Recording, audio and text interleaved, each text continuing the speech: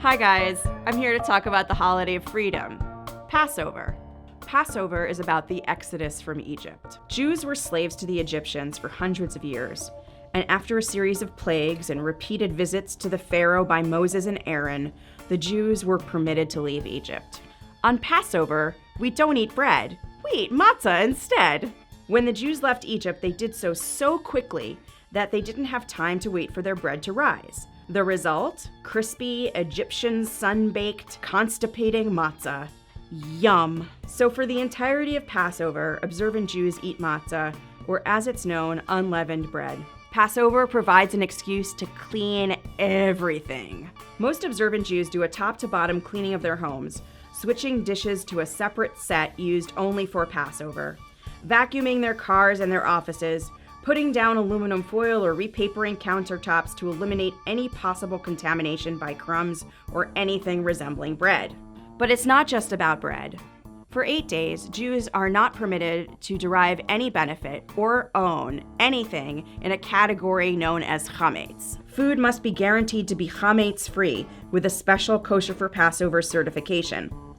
And usually these certified foods are extremely expensive and often not very good.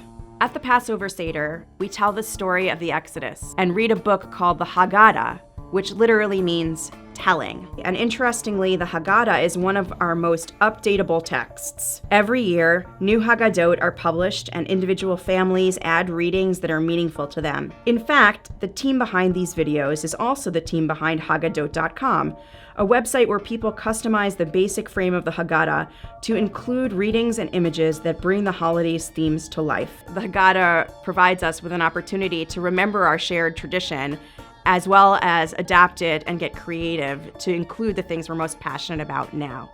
Passover calls attention to the plight of the less fortunate by prompting us to examine our own history. We were once slaves in Egypt, and now we are free. And we incorporate as part of our festivities the injunction to let all who are hungry come and eat. Of course, once they get to our table, we give them a flat cracker and tell them to enjoy, but it's the thought that counts. There's so much more to Passover. 4 cups of wine, 10 plagues, how Moses and Aaron and their sister Miriam helped shape the Passover narrative, how different communities of Jews observe Passover differently.